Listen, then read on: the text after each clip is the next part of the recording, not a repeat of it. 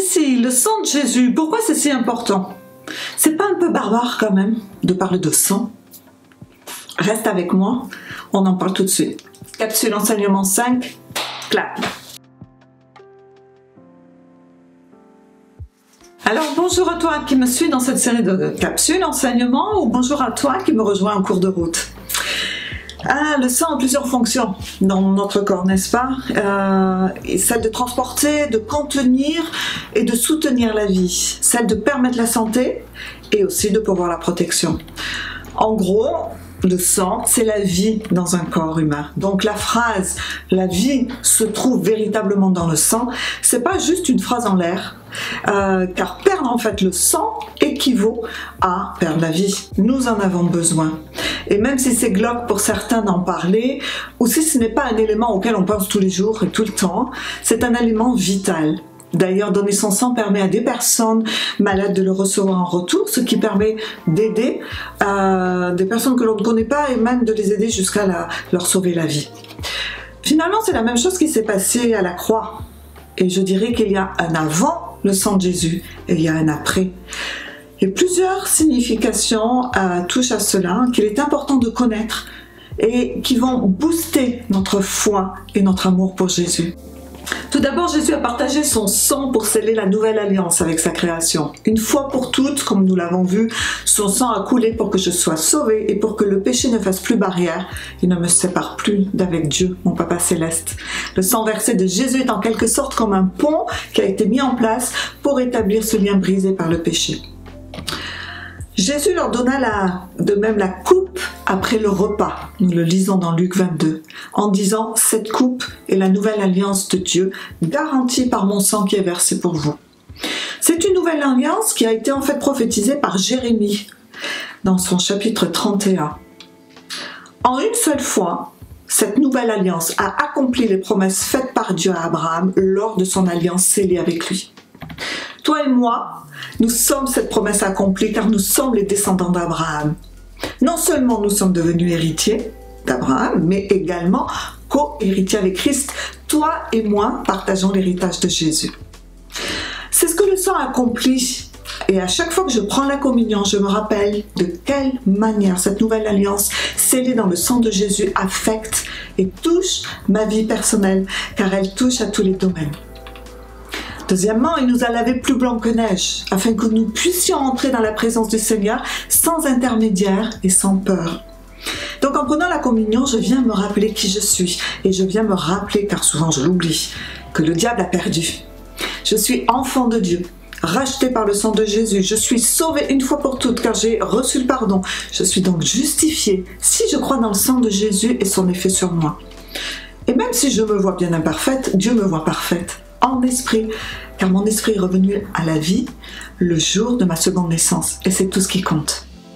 Il est important de se rappeler que je suis agréable à Dieu et que toi aussi tu es agréable à Dieu grâce à qui tu es et grâce à qui je suis en esprit. Lorsque je fais un faux pas, le péché n'a plus l'emprise qu'il avait sur moi auparavant, car je sais que Dieu a déjà pardonné mes fautes passées, présentes et futures. Mon esprit n'est pas souillé. Puisque Dieu est esprit, c'est sur la base de qui je suis en esprit que j'entre en communion avec lui. Ma relation avec le Seigneur est donc constante et fondée sur l'amour éternel qu'il me porte. Il est toujours satisfait de moi, de ma véritable personne, c'est-à-dire celle née de nouveau, mon esprit. Tu connais cette impression de faire un pas en avant et deux pas en arrière spirituellement? Je l'ai connu aussi très longtemps. Gagné par la frustration et la déception de moi-même, de ne jamais atteindre je ne sais quelle hauteur spirituelle, jusqu'à ce que je comprenne que mon identité en Jésus est inchangée, car je suis infiniment plus dans mon esprit qui est revenu à la vie et qui est semblable à Jésus que ce que je suis dans mon corps. C'est cette partie de moi que Dieu aime et que j'ai appris à aimer. Il y a certaines choses que je n'aime pas, évidemment, que je fais, de certaines choses auxquelles je pense, mais j'ai réalisé qu'il y avait un nouveau moi, que j'étais devenue une nouvelle personne dans mon esprit, et que c'est tout ce qui compte aux yeux de mon Papa Céleste. Je suis si heureuse de ce que Jésus a accompli pour moi, de ce sang qu'il a laissé couler pour moi, et je place toute ma confiance dans l'œuvre de la croix, par laquelle je peux expérimenter la paix de Dieu et sa vie au quotidien. Alors s'il m'arrive de pécher, bien sûr, Je n'ai plus l'impression de tout perdre et de devoir naître de nouveau. Non. La puissance se trouve dans le sang de Jésus. Je suis sauvée. Le jugement qui me menait à la mort et qui était sur ma tête n'existe plus. J'ai une autre vie qui m'attend là-haut dans la présence de mon Dieu. Mais cette puissance est aussi pour moi aujourd'hui, pour mon aujourd'hui. Et en tant qu'héritier, au même titre que Jésus, j'ai la même autorité que lui. Numéro 3, donc, il nous donne la liberté et l'autorité. Le sang de Jésus me donne et te donne la liberté et l'autorité. Je suis libre car Jésus est mort sur le symbole de limite, comme pour dire aucune limite ne peut m'arrêter et donc t'arrêter, toi, mon enfant. L'enfer a été vaincu à jamais. Et maintenant, nous avons la puissance de libérer le ciel sur la terre. Le sang de Jésus contient toute l'autorité de Dieu. Alors quand je prends la communion, je me réaligne avec ma vraie identité en esprit de fils et de fille de Dieu. Mais je me rappelle également au diable sa défaite cuisante. C'est pour ça qu'il ne supporte pas d'entendre parler du sang de Jésus, parce que le sang parle de la victoire de Jésus, donc du fait qu'il l'a véritablement perdu, lui, le diable. Il lui rappelle comment le sacrifice de Jésus a déclenché la puissance de Dieu sur l'enfer, prenant de ses mains les clés de l'autorité sur la terre et sur l'être humain. Et la seule chose qu'il peut alors faire, c'est de me regarder célébrer la puissance de résurrection de Jésus. Petite illustration qui va nous aider à comprendre Colossiens 2,15. Paul utilise ici une image que ses lecteurs de l'époque connaissent, mais qui nous est inconnue. Celle des Romains qui, après avoir gagné une bataille, attachés au bout de leur char, la tête de leur ennemi vaincu et défilé pour que tout le monde le sache. Jésus a fait la même chose en ressuscitant d'entre les morts. Que fait le sang de Jésus pour nous? Eh bien, il nous donne la puissance. Quand je bois ce qui représente son sang dans le monde naturel, mon esprit est inondé de cette puissance glorieuse. Mon âme boit de cette puissance et ensuite mon corps, jusqu'à ce que mon être entier soit saturé avec une puissance invincible. Alors, pour sourire, moi ça me fait penser à Astérix et Obélix. Je sais, c'est peut-être pas la meilleure des illustrations, mais l'homme a toujours recherché à avoir des super pouvoirs. Et Satan duplique tout ce qu'il connaît du monde spirituel. Mais la vérité qui dort dans tous ces dessins animés ou ces films de super-héros, c'est la vérité de Dieu. Il existe, et elle existe, cette superpuissance, mais pas en faisant de la magie, pas en invoquant les forces du mal, mais en mangeant cette alimentation spirituelle qui vient de ce qui est à la base du christianisme, à la base de ma foi, la croix. Rien ne peut m'arrêter. Et j'ai tout ce qu'il faut pour accomplir des œuvres comme celle de Jésus et encore plus grandes.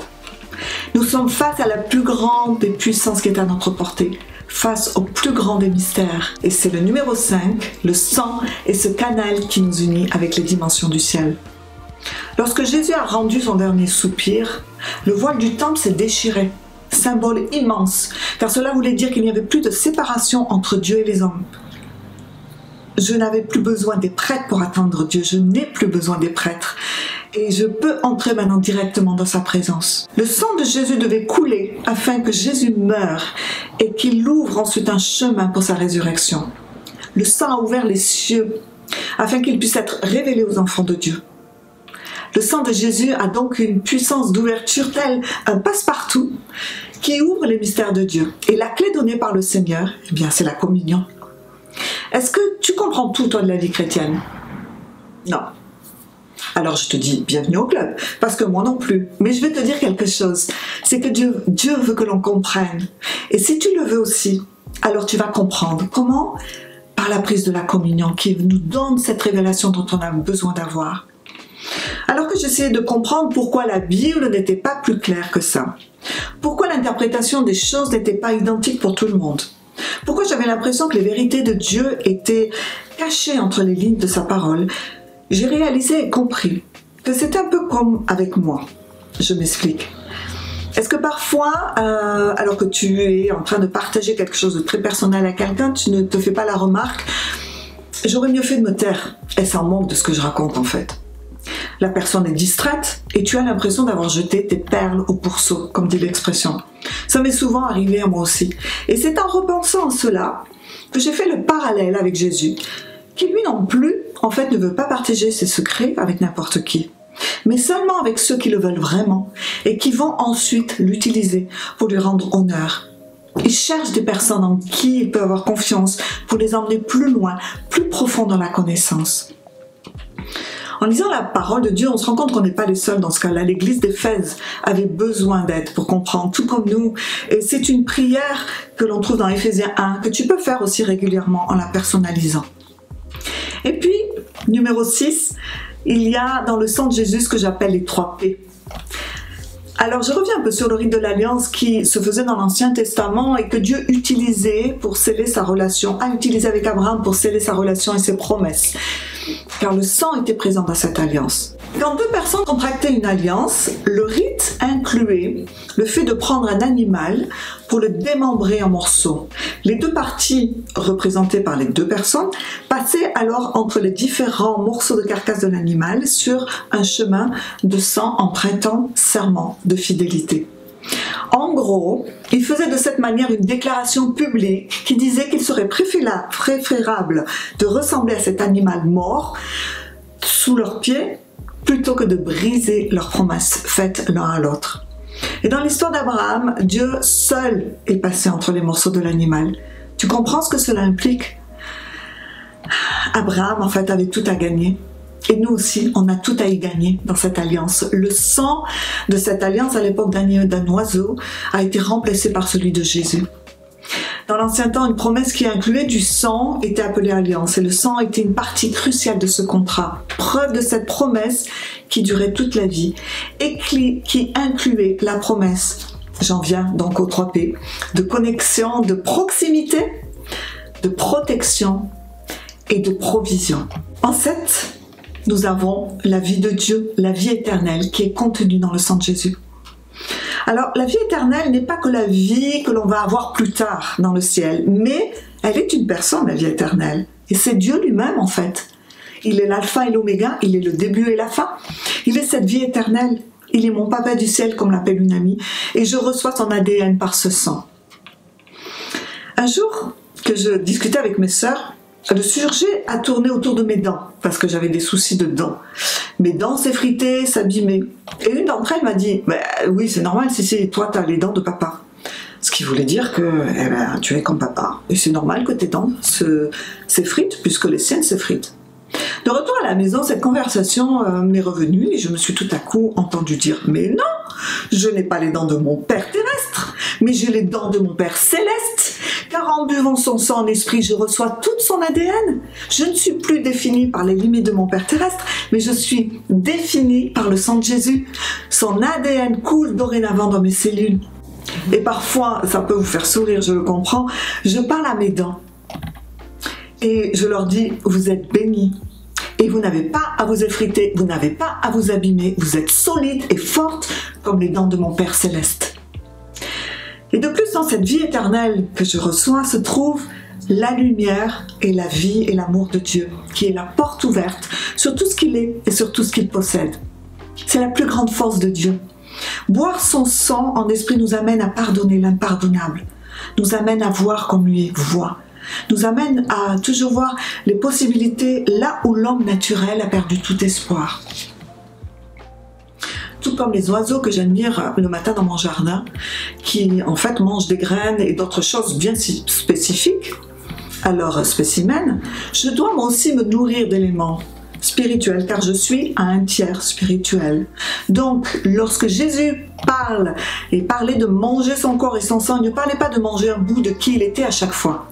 Ce qui aurait été difficile pour les disciples, car les premières fois qu'il leur en a parlé, il était là, présent avec eux. Mais comme il est dit dans Jean 6, il précise que ces paroles sont esprit et vie, et non corps ou âme et esprit. C'est donc une nourriture spirituelle pour cette partie esprit en nous qui a besoin d'être renouvelée constamment. À la naissance, j'ai tout reçu pour devenir un homme ou une femme. Par là, je veux dire que je ne reçois pas de bout d'os ou de bout d'estomac plus tard en cours de route. Ce n'est pas comme ça que ça marche. Pour autant, si je ne mange pas, mon corps ne va jamais atteindre la bonne stature et ne va jamais se fortifier. Au contraire, il va se fragiliser jusqu'à la mort. Pourtant, si on comprend ce fonctionnement concernant notre corps naturel, on ne le comprend pas concernant cette partie esprit de notre vie. Et souvent, on n'y fait pas attention, en pensant que ce n'est pas une partie qui a besoin de soins particuliers. Et pourtant, c'est la partie la plus importante. Et venir à la communion se nourrit de tout ce qu'il y a de bon dans le corps de Jésus et dans son sang, et en partie avec l'étude de la Bible, cette alimentation dont j'ai besoin. Tu es et je suis, ce que j'appelle en riant, dans la 6e dimension. Et pourtant cette dimension est bien plus réelle que la dimension humaine. Alors tu peux mettre sur pause à chaque fin de phrase si tu le veux, pour pouvoir avoir le temps de répéter. Je viens me rappeler, Jésus, tout ce que tu as fait pour moi et tout ce pour lequel j'ai droit. Je viens me rappeler que je suis en toi et que mon ennemi a perdu. Je viens me rappeler que je suis fort de la croix, que je peux me cacher derrière la protection de ton sang, car il m'assure cette alliance avec toi. Donc, toutes ces promesses de provision, de protection et de proximité. Seigneur, merci, je viens me rappeler ta déclaration d'amour et je viens m'engager à nouveau avec toi. Merci de m'aimer comme un fou. Aide-moi à t'aimer davantage encore. Je viens me fortifier pour que ma volonté se plie à mon esprit et que mon corps reçoive tout concrètement. Dans ma journée, Saint-Esprit, aide-moi à me rappeler cette nourriture prise et ce rappel que non, ce ne sont pas les faits de la vie naturelle qui sont vrais, mais c'est la vérité de Jésus. Cette vérité qui doit primer en moi. Tu peux prendre les éléments maintenant. Sois béni.